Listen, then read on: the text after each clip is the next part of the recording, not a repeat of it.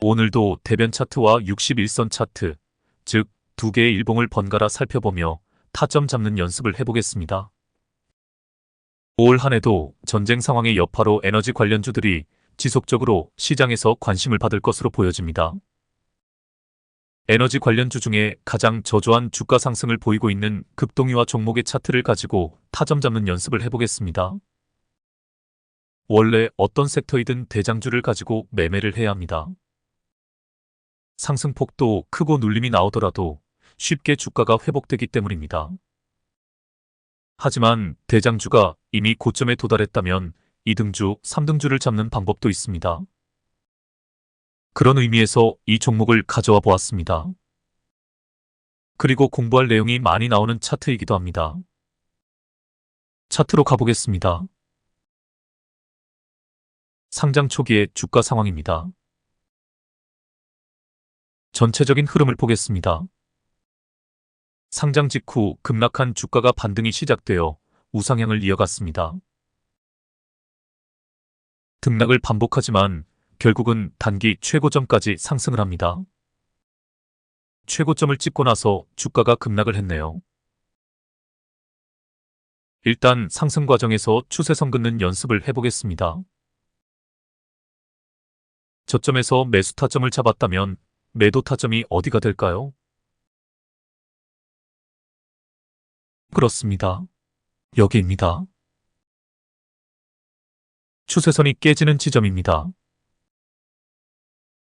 추세선을 터치하고 반등을 한다면 계속 끌고 가면 됩니다.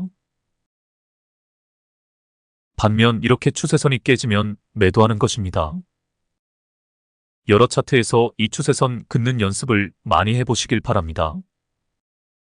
차트를 보는 시각이 한층 업그레이드 될 것입니다. 매도 이후의 상황을 보겠습니다. 등락을 반복하면서 분명한 추세가 결정되지 않았습니다. 하락 추세도 아니고 그렇다고 상승 추세도 아닙니다. 이렇게 추세가 결정이 되지 않고 박스권을 유지할 때는 매매를 하지 않는 것이 가장 좋습니다. 급락이 한번 나오네요. 여기서 포인트가 하나 보입니다. 바로 이런 자리가 낙주 매매 귀신이 노리는 자리입니다. 과대 낙폭 후에 반등하는 자리입니다. 도지 캔들입니다. 실전에서 단주로 연습해 보시길 바랍니다. 이런 자리에서 10번 정도 성공을 한다면 그 노하우가 큰 자산이 될 것입니다. 다음날 급등한 후에 상승 캔들이 점점 크기가 작아지고 있습니다. 상승 여력이 떨어진다는 뜻입니다. 눈치채고 매도해야 합니다. 이후 주가의 흐름을 보겠습니다. 이 자리도 아주 좋은 타점이 됩니다. 엠벨선을 밑에서 위로 뚫어주는 자리입니다. 엠벨선도 공중부양선처럼 때에 따라서 저항선 역할도 하고 지지선 역할도 합니다. 여기서는 엠벨선이 저항선으로 착용합니다. 저항선을 밑에서 뚫었으니 일종의 돌파 매매가 되는 것입니다. 엠벨선 매매법도 상당히 승률이 좋은 매매법입니다. 사실 저는 공중부양선은 저점에서 골파기 지점을 찾을 때 활용하고 실전에서는 이 엠벨선 매매법을 많이 사용합니다. 엠벨선이 공중으로 붕 떠버리는 상황이 아니라면 엠벨선은 타점을 잡기에 아주 훌륭한 보조지표입니다. 엠벨선 매매법도 실전에서 충분히 연습해 보시길 바랍니다. 이후 주가는 조금씩 상승을 하더니 급등이 한번 나옵니다. 급등한 장대 양봉 캔들에 주목해 보시길 바랍니다. 장대 양봉의 윗꼬리가 길게 달리면 상승 여력이 떨어진다는 뜻입니다. 다음날 도지형 캔들에 주목해 보시길 바랍니다. 윗꼬리 아랫꼬리가 모두 심하게 달려 있습니다. 매수세와 매도세가 엄청 힘겨루기를 했다는 뜻입니다. 결국 중간에서 균형을 이루었지만 장대 양봉의 상승분을 상당히 갉아먹은 상황입니다. 이후 거래량이 줄어들면서 주가도 점진적으로 하락을 하고 있습니다. 이제 이 캔들에 주목을 해야 합니다. 도지형 캔들은 아니지만 매도세가 확실히 줄어든 것이 느껴집니다. 이때 거래량을 반드시 확인해야 합니다. 거래량이 급격히 줄어든 것이 보입니다. 이게 최저 거래량입니다. 팔고 나갈 사람들이 확 줄어버린 것입니다. 나머지 보유자들은 팔 의사가 없다는 뜻입니다. 주포는 이것을 읽는 것입니다. 하루 정도 더 지켜보는 경우도 있지만 바로 다음날 타이밍을 잡아 급등을 시키는 경우도 많습니다. 바로 이 차트가 그런 경우입니다. 그래서 최저 거래량 기법에 따라 여기서 타점을 잡을 줄 알아야 합니다. 그럼 피보나치 지표에서는 여기가 어느 구간인지 살펴보겠습니다.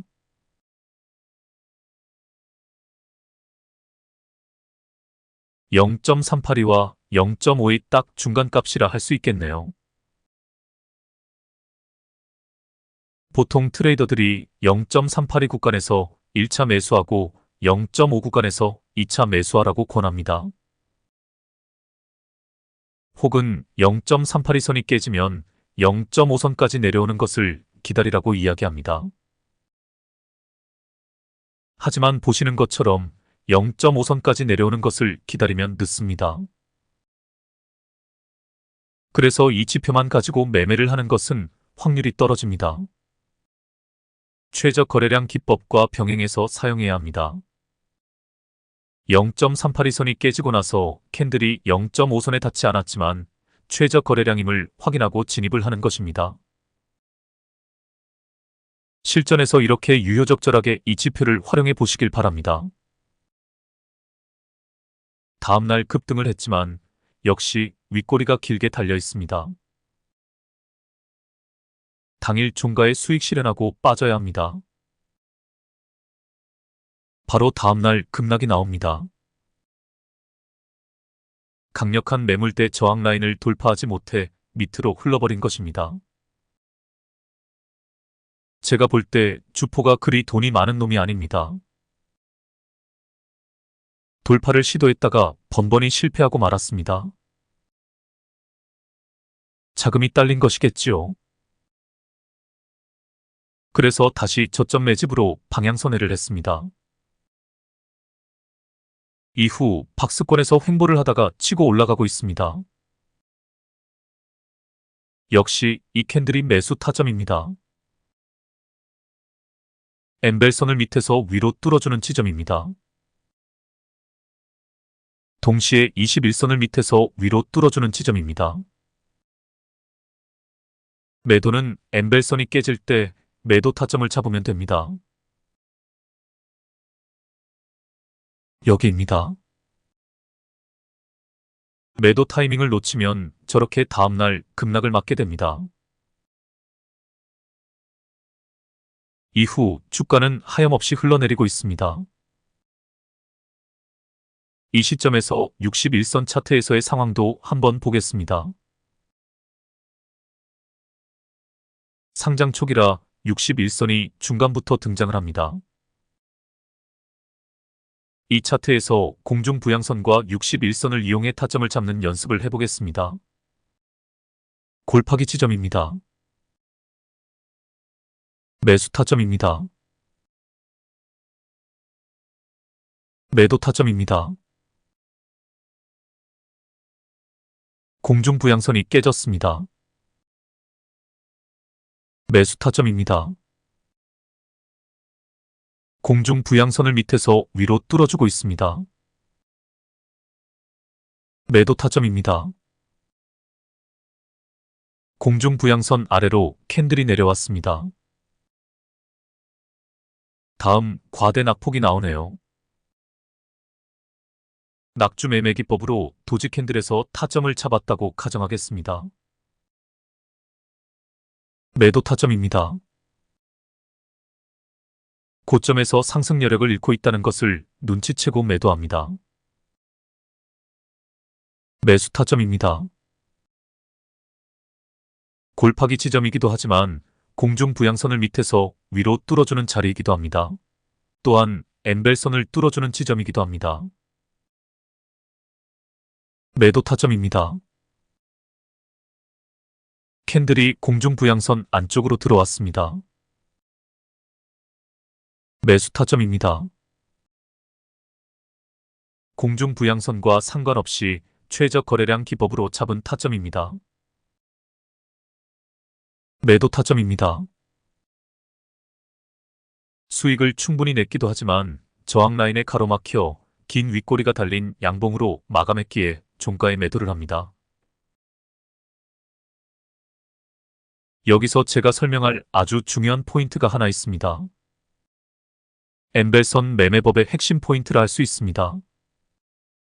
일단 차트에서 제가 매수 매도 타점을 잡은 선들을 지워보겠습니다.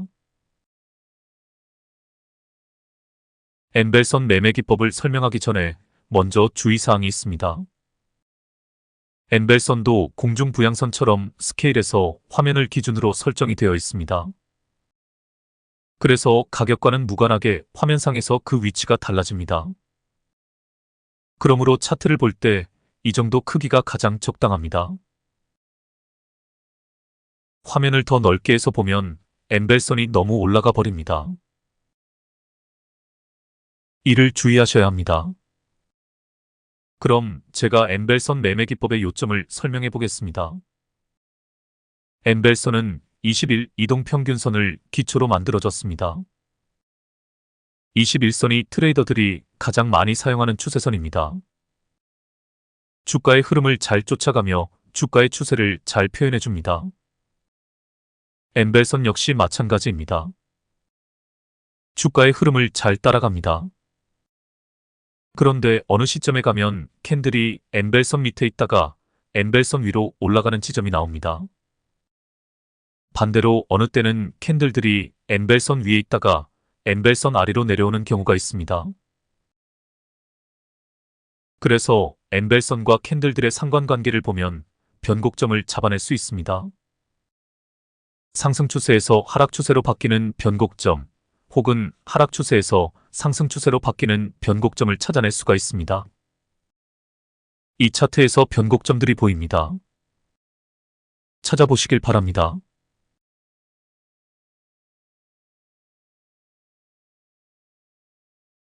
여기입니다. 엠벨선 위에 있던 캔들들이 여기서부터 엠벨선 밑에 위치하게 됩니다. 다음 변곡점은 여기입니다. 여기서부터 캔들들이 엠벨선 위에 위치하게 됩니다. 다음 변곡점은 여기입니다. 여기서부터 캔들들이 엠벨선 아래에 위치하게 됩니다. 이 차트에서 주요 변곡점이 3개가 나옵니다. 엠벨선 매매 기법은 단순합니다. 엠벨선이 깨지면 매도하고 엠벨선을 회복하면 매수 타점이 되는 것입니다. 즉, 검은 원 부분이 매도 타점입니다. 흰색 원 부분이 매수 타점입니다. 아주 단순하지만 강력한 매수 매도 포지션입니다. 이 엠벨선을 이용해 주가의 큰 흐름을 잡아가면서 공중 부양선을 이용해 디테일하게 매수 매도 타점을 잡으면 최고의 수익을 낼 수 있습니다. 사실 공중 부양선과 엠벨선만 이용하면 다른 지지선과 저항선이 필요 없습니다. 이 두 선이 지지와 저항의 역할을 자체적으로 다 해주기 때문입니다. 제가 요즘 강의하는 지지선과 저항선은 부수적인 지표로 활용하시면 됩니다. 앞으로 차트를 보실 때 엠벨선으로 전체적인 상황을 먼저 파악하는 습관을 들이시길 바랍니다. 지금 주가가 전체적인 흐름 속에서 어떤 상태에 있는지 엠벨선을 통해 확인한 후 매수 매도 포지션을 잡으시면 됩니다. 그럼 이제 차트 끝에 주목해 보시길 바랍니다. 엠벨선을 밑에서 위로 뚫어주기 직전입니다. 하락 추세가 끝나고 상승 추세로 전환되기 직전이란 뜻입니다. 물론 공중 부양선의 골파기 지점이기에 매수 타점이 맞습니다. 하지만 엠벨선 매매법에 따르면 아직 타점이 아닙니다. 엠벨선을 밑에서 위로 뚫지 못했기 때문입니다. 그럼 다음 상황을 보겠습니다. 엠벨선 안쪽으로 캔들이 들어섰습니다. 매수 타점입니다. 엠벨선의 지지를 받으며 주가가 잘 상승하고 있습니다. 다음 상황도 보겠습니다. 이제 61선 매매법으로 황금 타점이 나오기 직전이네요. 아니네요. 제가 착각했네요. 그렇습니다. 61선의 하락 각도가 급격합니다. 더 지켜봐야 할 것 같습니다. 다음 상황으로 가보겠습니다. 역시 치고 올라가지 못합니다. 61선의 하락 각도가 이토록 중요한 단서가 됩니다. 게다가 엠벨선도 깨지기 직전입니다. 다음 상황도 보겠습니다. 이런 엠벨선이 깨져버렸네요. 더욱이 잠수까지 해버렸습니다. 하지만 잠수가 오히려 기회가 된다고 했습니다. 더 지켜보겠습니다. 엠벨선 안쪽으로 캔들이 들어오기 직전입니다. 공중 부양선 기법으로 매수 타점이 나왔네요. 골파기가 시작되는 지점입니다. 여기서 매수했다고 가정하겠습니다. 다음 상황을 보겠습니다. 주가가 무난하게 상승을 합니다. 캔들들도 엠벨선 안쪽으로 들어섰습니다. 상승 추세로 전환되었다는 뜻입니다. 다음 상황을 보겠습니다. 공중 부양선을 터치하고 반등하는 상황입니다. 이때 공중 부양선은 지지선 역할을 합니다. 다음 상황을 보겠습니다. 아주 상황이 좋습니다. 일단 61선이 거의 수평선이 되었습니다. 캔들들은 공중 부양선의 지지를 잘 받고 있습니다. 살짝 눌림이 있고 나서 상승세를 타고 있습니다. 추세선이라 할 수 있는 엠벨선도 확실하게 상방으로 꺾였습니다. 확실한 상승 추세입니다. 게다가 거래량 볼벤이 완전 바닥에 붙어 있습니다. 뭔가 일이 벌어질 듯한 느낌입니다. 다음 상황으로 가보겠습니다. 61선을 돌파하기 직전입니다. 까누니 타점도 계속 등장합니다. 다음 상황을 보겠습니다. 아싸 61선 돌파입니다. 힘있는 장대 양봉으로 돌파하면 가장 좋지만 여하간 돌파는 돌파입니다. 이때 볼벤 천정을 뚫는 거래량과 함께 힘있는 돌파가 나오면 대세 상승의 신호탄이 됩니다. 좀 아쉬운 상황입니다. 다음 상황을 보겠습니다. 이런 다시 눌림이 나오네요. 여기가 아주 중요한 자리입니다. 잠수가 다시 나오느냐 아니면 61선을 터치하고 반등하느냐 기로에 서 있습니다. 다음 상황을 보겠습니다. 아싸, 가오리. 이런 상황이 충분히 예견되었습니다. 여기서 엠벨선의 전체적인 흐름을 관찰해 보시길 바랍니다. 출렁이는 파도처럼 파동을 그려내고 있습니다. 저 흐름을 타고 매수, 매도 타점을 잡아내는 것입니다. 이것이 엠벨선 매매법입니다. 다음 상황을 보겠습니다. 공중부양선 안쪽으로 캔들이 들어섰습니다. 매도 타이밍입니다.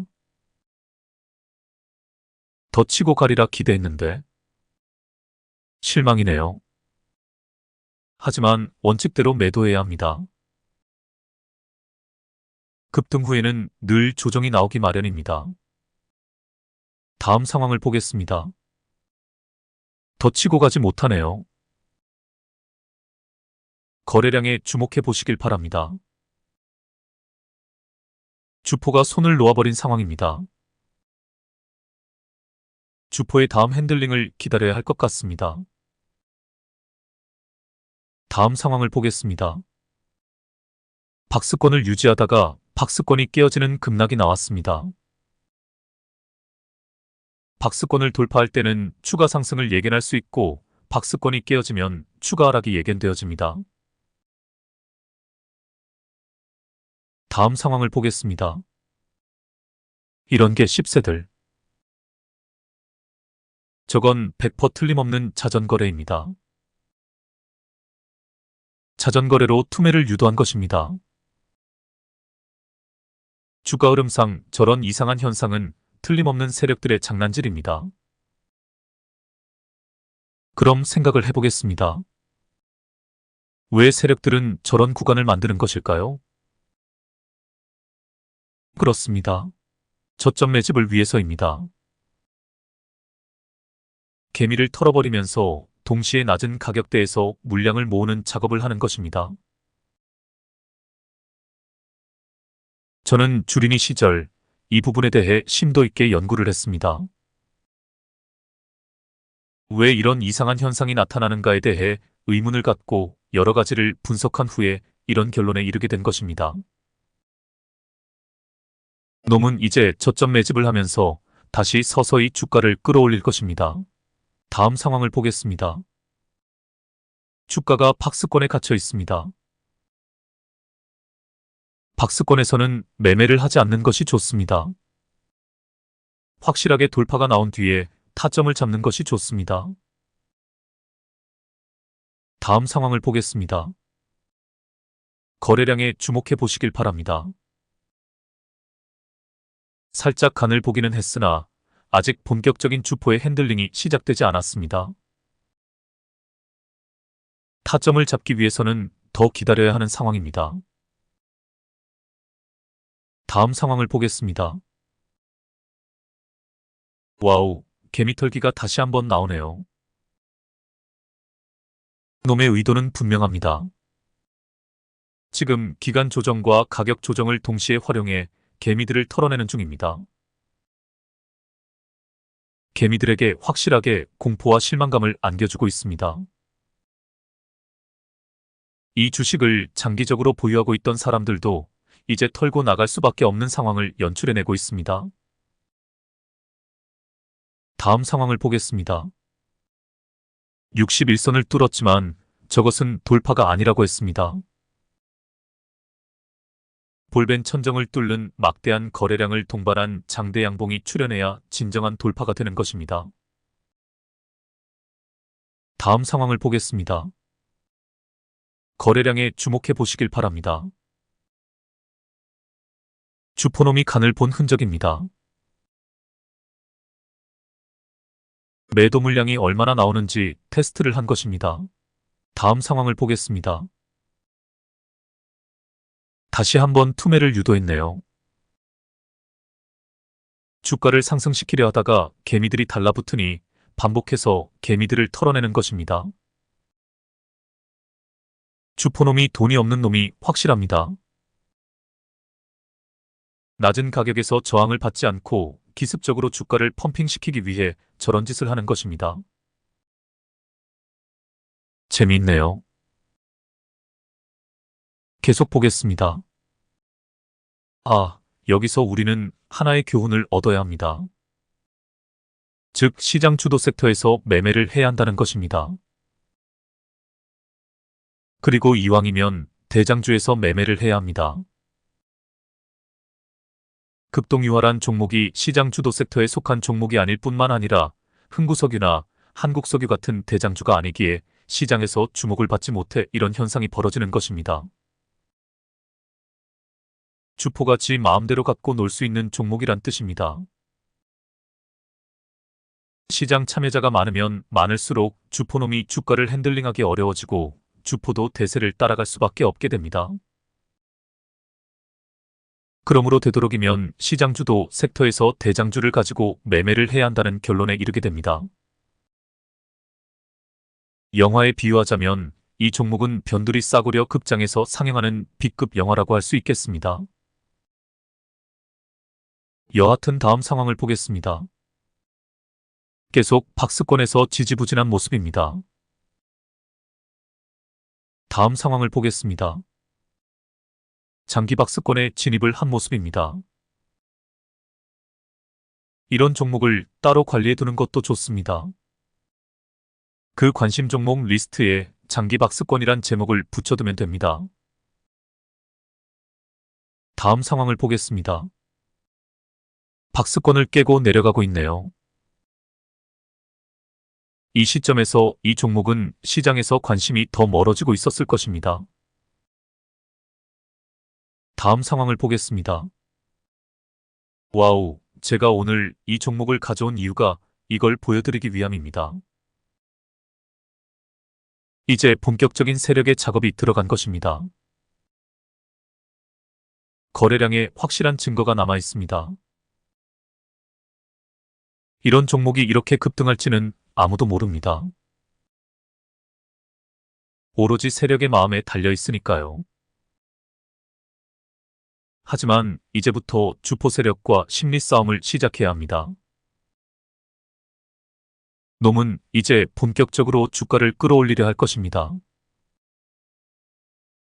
바로 치고 갈 수도 있고 조정이 나올 수도 있습니다.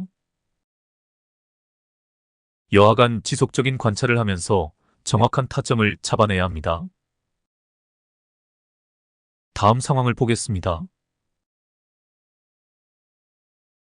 어떻게 생각하시나요? 이후 주포가 주가를 어떻게 핸들링할 것 같습니까? 차트 저 뒤쪽의 장대 양봉에 주목해 보시길 바랍니다. 저 장대 양봉이 발생했을 때 거래량과 최근 장대 양봉의 거래량을 비교해 보시길 바랍니다. 장대 양봉의 길이는 비슷하지만 거래량은 상대적으로 미비합니다.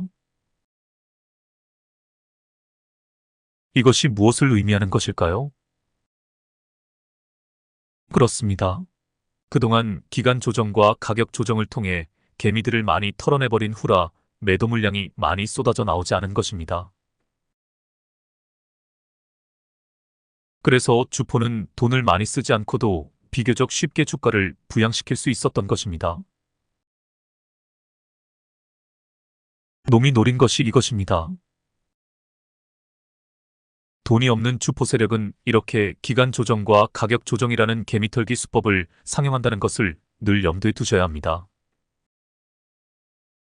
그런데 이제 본격적인 상승을 시작했습니다. 이번에도 주포는 여기서 손을 놓고 주가가 빠지는 것을 지켜볼까요? 아니면 적극적인 핸들링을 통해 이번 기회에 확실하게 주가를 펌핑시킬까요? 놈은 틀림없이 주가를 펌핑시킬 것입니다.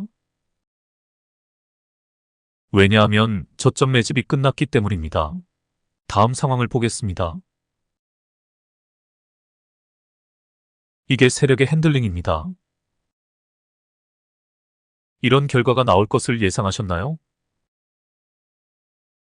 저는 예상했습니다. 이제 세력놈들이 어떤 놈들이라는 것이 감이 오시나요? 주가가 긴 시간 박스권을 횡보하는 동안 놈은 이 타이밍만을 노린 것입니다. 전에도 제가 한번 말씀드렸습니다. 세력이 어떤 한 종목에 작업이 들어가기 시작하면 길게는 2, 3년까지도 본다고 했습니다. 놈들에게는 우리에게는 없는 인내심이 있습니다. 이걸로 먹고 사는 놈들입니다. 작정을 하면 2년, 3년뿐만 아니라 그 이상도 기다릴 수 있는 놈들입니다. 중간중간 간을 보면서 타이밍이 아니다 싶으면 자전거래로 주가를 오히려 밑으로 빼서 저점 매집을 하는 놈들입니다. 근본적으로 우리가 당할 수가 없는 놈들입니다. 우리가 놈들을 이길 수 있는 딱 한 가지 방법은 놈들의 의도를 읽어내는 것뿐입니다. 그리고 놈들의 습성을 알아야 합니다. 제가 이 종목이 상장 이후 여기까지 오는 과정을 쭉 풀어드렸습니다. 저는 300개 이상의 종목을 이렇게 차트 분석을 다 해놓고 있는 상태입니다. 물론 종목 분석과 모멘텀 분석도 다 끝낸 상황입니다. 저는 조건 검색식이 필요 없는 사람입니다. 제 자신이 조건 검색식입니다. 제가 오늘 드리고 싶은 메시지가 이것입니다.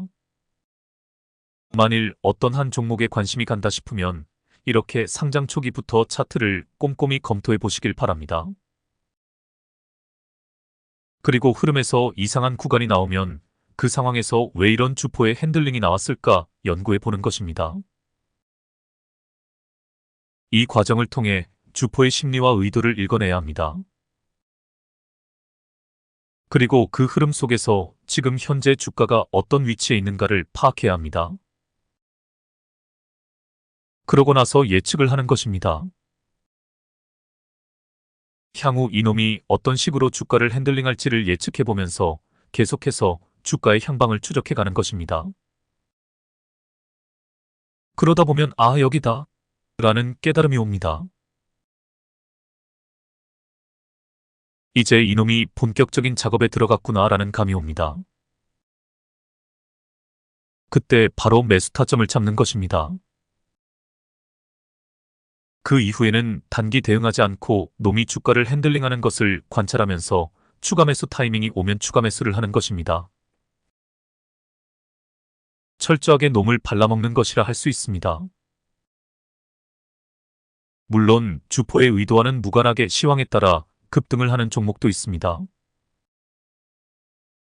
하지만 제가 지금까지 분석해본 결과 그런 종목은 10%밖에 되지 않습니다. 철저하게 우리나라 중소형주들은 주포 노름에 따라 주가가 급등락을 반복합니다. 주포의 화가와 두뇌 싸움을 하지 않으면 결코 이 시장에서 살아남을 수 없습니다. 제가 확언하건대 지금까지 이 시장에서 슈퍼개미가 된 사람들은 다 이런 과정을 거친 사람들입니다. 슈퍼개미들마다 매매법이 조금씩 다릅니다. 하지만 그들의 공통분모는 누구보다 빠르게 시황을 읽어내고 주가의 흐름을 감지한다는 것입니다. 제가 전에 한번 소개한 사람이 있습니다. 소아과 의사이면서 억대 트레이더가 된 성현우란 분입니다. 이분의 주특기가 지배할 정도로 한 종목을 철저히 관찰하고 꾸준히 분석하는 것이라고 말씀드렸습니다. 심지어 이분은 월봉, 주봉, 일봉, 60분봉, 15분봉, 3분봉까지 다 관찰을 한다고 합니다. 이러한 분석과 집요함이 있어야 어떤 한 종목에 대한 충분한 이해를 얻을 수 있는 것입니다. 그저 조건 검색식에 떴다고 아무런 검토 없이 그 종목에 덜컥 진입을 하는 것은 눈 먼 장님이 아무런 안전장치 없이 횡단보도를 건너는 것과 다름이 없습니다. 다시 한번 강조드립니다. 오늘 제가 급동유화라는 종목의 주가 흐름을 분석한 것처럼 혹은 그보다 더 심도 있게 분석을 한 후에 진입을 해야 합니다. 물론 그 분석이 틀릴 수도 있습니다. 하지만 이런 과정을 통해 실력이 늘고 내공을 쌓아가는 것입니다. 저는 장차 우리 불개미 군단이 우리나라에서 가장 강력한 투자그룹으로 성장해 가길 기대하고 있습니다. 우리들 중에 각 분야에 특화된 전문가들이 나올 것으로 봅니다. 이렇게 한번 생각을 해보겠습니다. 우리나라 돈으로 10조쯤 굴리는 외국계 펀드가 있다고 가정하겠습니다. 그 펀드를 운용하는 센터에는 온갖 종류의 전문가들이 다 모여 있을 것입니다. 경제 전문가부터 시작해서 국제 정세 전문가, 심지어는 대중심리 전문가까지 있다고 합니다. 또한 그들의 정보 네트워크에는 우리가 접근할 수 없는 고급 정보들까지 다 유통이 됩니다. 그들은 전 세계 경제 동향부터 시작해서 우리나라 기업들 중에 향후 성장 가능성이 좋은 기업들의 목록을 다 가지고 있을 것입니다. 그리고 그러한 정보 분석을 바탕으로 우량한 기업들의 주식을 저가에 매집을 해서 고점에서 팔고 빠집니다. 과연 우리 개미들이 그들과 싸워 이길 수 있을까요? 저는 절대 불가능하다고 생각합니다. 하지만 그들과 싸워 이길 수 있는 방법이 딱 하나 있습니다. 그게 바로 공부입니다. 여러분들은 이 유튜브가 얼마나 대단한 건지 잘 인식을 못하실 것입니다. 이 유튜브 상에서 전 세계적으로 하루에 유통되는 정보가 얼마나 될까요? 감히 상상할 수 없을 정도입니다. 아마 우리나라 국회 도서관에 보관된 정보의 양보다 더 많은 정보가 유튜브에서 하루 사이에 유통되고 있을 것입니다. 그것도 요점 정리가 다 된 형태로 말이지요. 우리가 관심만 가진다면 우리는 세계에서 가장 큰 대도서관을 소유하고 있는 거나 마찬가지입니다. 저는 경제학을 전공한 사람이 아닙니다. 경영학을 전공한 사람도 아닙니다. 하지만 주식시장에 입성하고 나서 나름대로 공부를 하여 허접쓰레기 경제 전문가보다 제가 훨씬 더 낫다고 생각을 합니다. 기억하실지 모르겠습니다. 한때 세간의 이목을 한몸에 받았던 인터넷 논객 미네르바란 분이 계셨습니다. 당시 야인의 신분으로 경제 전문가라고 껍죽대는 놈들을 다 씹어버리고 정확히 우리나라 경제 동향을 분석해서 미래를 예측하여 모든 사람들을 놀라게 했던 분입니다. 이런 제야의 숨은 고수들이 많은 것이 바로 이 주식시장입니다. 저는 불개미 군단이 창립되고 주식학교가 설립되고 나면 이런 제야의 고수들을 모두 섭외하여 브레인 집단을 만들 생각입니다. 그 어느 세력들보다도 더 강력한 정보 분석팀을 만들 생각입니다. 독일에는 인간 도서관이란 순수 민간단체가 있다고 합니다. 각계각층의 전문가들이 등록되어 있어 누구라도 문의만 하면 최고 전문가들의 전문 지식을 아무 조건 없이 무료로 얻을 수 있다고 합니다. 네이버에서 하는 Q&A 서비스를 전문가들의 입을 통해서 24시간 언제든 실시간으로 도움을 받을 수 있다고 합니다. 이게 바로 정보화 시대입니다. 이게 바로 물병자리 시대 정신입니다. 불개미 군단이 강력한 사회단체로 정립되고 나면 제가 계획하는 다음 단계가 바로 이 인간 도서관제도입니다. 여러분들도 각자 자신의 분야에서 전문 지식을 차곡차곡 쌓아 이 인간 도서관의 일원이 되시길 바랍니다. 제가 주식 투자할 때 가장 난감한 부분이 제약 바이오주입니다. 다른 분야는 대략적으로 감을 잡을 수 있는데 이 섹터만큼은 어떤 한 기업의 가치 평가를 하기가 어렵습니다. 제가 전문 지식이 부족하기 때문입니다.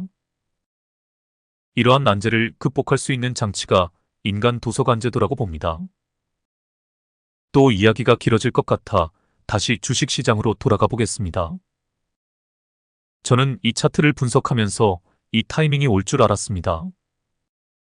주포의 의도를 읽었기 때문이었습니다. 여러분들도 저처럼 제대로 된 차트 분석을 할 줄 아셔야 합니다. 그래야 놈들을 때려잡을 수 있습니다. 저랑 같이 차근차근 해 나아가면 됩니다. 생업에 전념하시느라 바쁘신 줄 압니다. 하지만 시간이 날 때마다 공부를 하셔야 합니다. 시장을 분석하고 종목을 분석하고 차트를 분석해야 합니다. 차트를 보고 또 보고 계속 분석해야 합니다. 더 이상 강조하지 않겠습니다. 다음 상황으로 가보겠습니다. 본격적인 상승이 시작되어 주가가 치고 올라가는 과정에서 강력한 저항 라인에 딱 걸려 있습니다. 돌파가 나오느냐 밀리느냐 기로에 서 있습니다.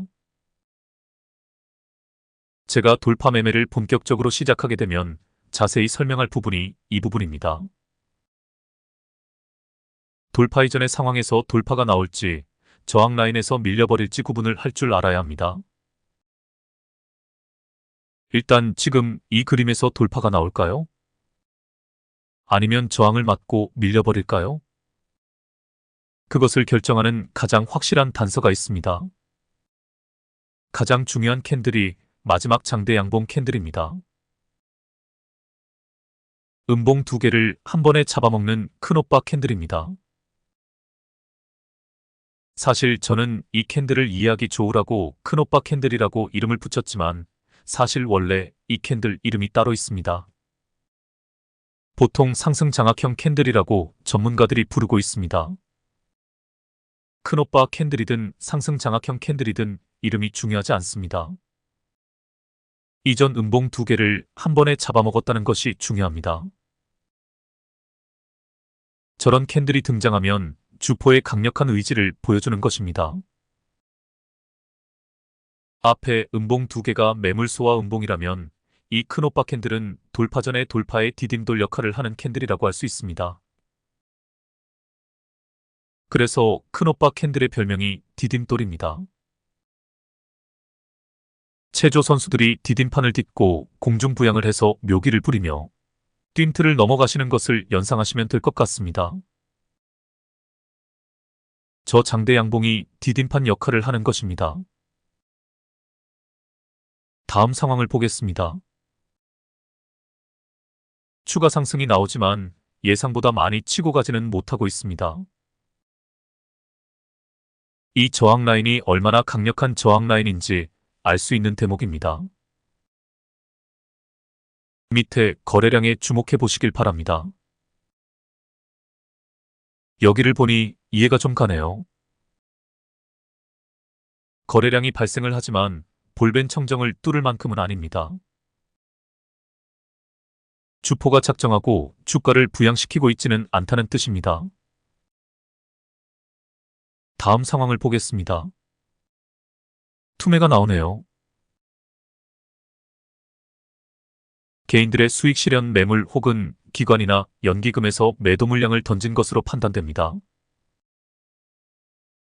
다음 상황을 보겠습니다.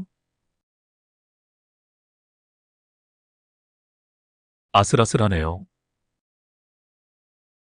여기서 주포가 손을 놓아버리면 주가는 아래로 줄줄 흘러버릴 수 있는 상황입니다. 여러분들 판단은 어떠한가요? 여기서 주포가 주가를 다시 끌어올릴까요? 아니면 손을 놓아버릴까요? 저는 절대 주포가 여기서 손을 놓지 않을 것이라 판단합니다. 그 이유는 하락 추세에서 발생하는 캔들 모양 때문입니다. 큰오빠 캔들이 있는 반면 큰언니 캔들도 있습니다. 큰오빠 캔들은 양봉 캔들이고 큰언니 캔들은 음봉 캔들입니다. 큰오빠 캔들은 이전 음봉을 잡아먹는 캔들입니다. 상승 장악형입니다. 반면 큰언니 캔들은 장대 양봉을 잡아먹는 장대 음봉 캔들입니다. 그 캔들이 조금 후에 나옵니다. 지금 상황에서 등장하는 작은 음봉들은 큰언니 캔들이 아니라는 것만 이해하시면 됩니다. 밑에 거래량에 주목해 보시길 바랍니다.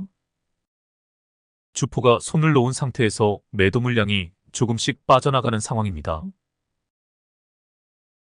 주포는 나갈 놈은 나가라 하고 팔짱을 끼고 지켜보는 상황입니다. 거래량의 마지막 음봉 캔들이 최저 거래량일까요? 100%는 아니지만 최저 거래량 맞습니다. 주포가 하루나 이틀 정도 더 지켜본다면 최저 거래량이 다음날 나올 수도 있습니다. 하지만 지금 상황이 이전 장대 양봉의 상승분을 다 갉아먹은 상황입니다. 게다가 이미 빠져나갈 사람들은 충분히 빠져나간 상황입니다. 주포가 핸들링을 시작할 타이밍이 되었다고 봅니다. 다음 상황을 보겠습니다. 오늘의 핵심 포인트 캔들이 등장했습니다. 제가 수도 없이 강조한 캔들입니다. 거래량은 줄었는데 오히려 가격은 올라갔다. 빠져나갈 사람들이 다 빠져나가 매도 물량이 나오지 않아 적은 거래량으로 가볍게 가격이 상승한 것입니다. 집문서, 땅문서 다 세려박아야 하는 타이밍입니다. 그만큼 확실한 자리란 뜻입니다. 제가 이렇게 강조를 했는데도 다음에 저런 자리가 나왔는데 머뭇거린다면 바보입니다. 다음 상황을 보겠습니다. 제가 본격적인 세력 사냥에 나서게 되면 이렇게 최초 상승하는 종목들을 찾아다니게 될 것입니다. 관심 종목에 넣어두고 관찰을 하다가 이런 타이밍에 시드를 느려 과감하게 진입하여 먹고 빠지는 것을 반복할 생각입니다. 1년 동안 이런 자리들만 찾아다니며 수익을 극대화할 생각입니다. 이미 단주로 수도 없이 실험을 한 데이터와 경험치가 제 몸에 녹아있기에 망설일 이유가 없습니다. 여러분들도 이런 자리에서 단주로 딱 10번만 검증을 해보시면 됩니다. 그럼 다음에는 눈 감고 이런 자리들을 찾아내실 수 있을 것입니다. 오늘 강의 내용도 여러 가지가 있었지만 다 잊으셔도 됩니다. 그러나 지금 이 부분은 잊으시면 안 됩니다. 진짜 이 부분에 대한 강의는 제가 생각해도 100만 불짜리 강의입니다. 대한민국에서 저만 할 수 있는 강의입니다. 최적 거래량 기법 강의입니다. 농담이 아니라 제가 이 강의 하나만 가지고 하루에 몇백만 원씩 강의료를 받으며 전국 투어를 할 자신이 있습니다. 제가 그렇게 하지 않는 이유가 있습니다. 제가 유명세를 타면 이 기법이 세력들의 귀에도 들어가게 됩니다. 그럼 놈들은 이 기법을 피할 수 있는 새로운 핸들링 수법을 개발해낼 것입니다. 이 기법을 일단 우리 불개미 군단에서 소중히 간직하고 계셔야 합니다. 그리고 실전에서 이 기법으로 충분히 수익을 내셔야 합니다. 그러고 나서 이 기법을 세상에 공개할 생각입니다. 오늘 강의는 여기서 임팩트 있게 마치려고 했었습니다. 그런데 영상을 만들다가 잠이 들어 새벽에 깨어 이 영상을 다시 만들고 있습니다. 그래서 시간 여유가 있어 뒤에 상황도 좀 더 보겠습니다. 큰언니 캔들이 나오네요. 이 캔들입니다. 이전 장대 양봉을 한 방에 잡아먹는 음봉 캔들입니다. 고점에서 발생하는 이 큰언니 캔들을 잘 기억해 두시길 바랍니다. 이 캔들이 뜨면 예외 없이 하락 추세로 전환된다고 보시면 됩니다. 다음 상황을 보겠습니다. 큰 언니 캔들이 왜 중요한지 이해가 되실 것입니다. 그리고 공중부양선 안쪽으로 캔들이 들어설 때가 정확한 매수 타점이 된다는 것이 다시 한번 확인되어집니다. 스윙 매매는 타이밍의 예술입니다. 정확한 매수 타이밍을 놓치면 닥쳤던 게 신세가 되어버립니다. 또한 정확한 매도 타이밍을 놓치면 나락으로 떨어집니다. 날이 선 무사의 검처럼 날카롭게 매수매도 타점을 베어낼 줄 알아야 합니다. 그것이 고수가 되는 지름길입니다. 뒷부분도 보여드리겠습니다. 이것이 최근까지의 상황입니다. 삼각수렴이 보이시나요?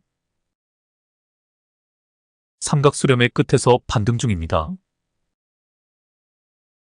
삼각수렴은 힘이 응축된 지점이라고 했습니다. 게다가 61선과 데드라인의 이격이 좁아지고 있습니다. 차트 끝에 거래량에 주목해 보시길 바랍니다. 의미 있는 거래량입니다. 그럼 오늘은 이것으로 마치겠습니다. 한 종목만 더 간단히 브리핑하겠습니다. 일봉상 좋은 자리가 나와서 소개해 보겠습니다. 서전기전입니다. 상장 이후 지속적인 하락세를 이어오다가 반등을 시작했습니다. 121선을 돌파했고 241선을 돌파하기 직전입니다. 차트 끝에 의미 있는 거래량도 보입니다. 중간에 매집봉들도 보입니다. 제가 표시를 해보겠습니다. 저 정도가 세력들의 평단가라고 보시면 됩니다. 지금 가격대가 세력들 평단가에서 한참 못 미칩니다. 최소한 저 가격대까지는 빠르게 치고 갈 것입니다. 저 중요 저항 라인까지는 매물대 장벽이 별로 없습니다. 오늘의 결론을 정리해 보겠습니다. 어떤 한 종목에 매력을 느낀다면 상장 초기부터 주가의 흐름을 면밀히 분석해야 한다. 주요 변곡점을 확인해보고 주포의 의도를 읽어내는 연습을 한다. 또한 지금 주가의 위치가 전체적인 흐름 속에서 어떤 위치인지 확인한다. 오늘의 또 다른 주제를 다시 한번 상기해 보겠습니다. 중요 돌파 자리에서 주가의 흐름을 면밀히 관찰한다. 장대 양봉 후 최저 거래량 기법으로 날카롭게 타점을 잡을 줄 알아야 한다. 또한 매도 타점 역시 정확하게 잡아내어 치고 빠질 줄 알아야 한다. 끊임없이 공부하고 연구하는 불개미 군단이 되시길 바랍니다. 그럼 이것으로 마치겠습니다. 다음에 뵙겠습니다.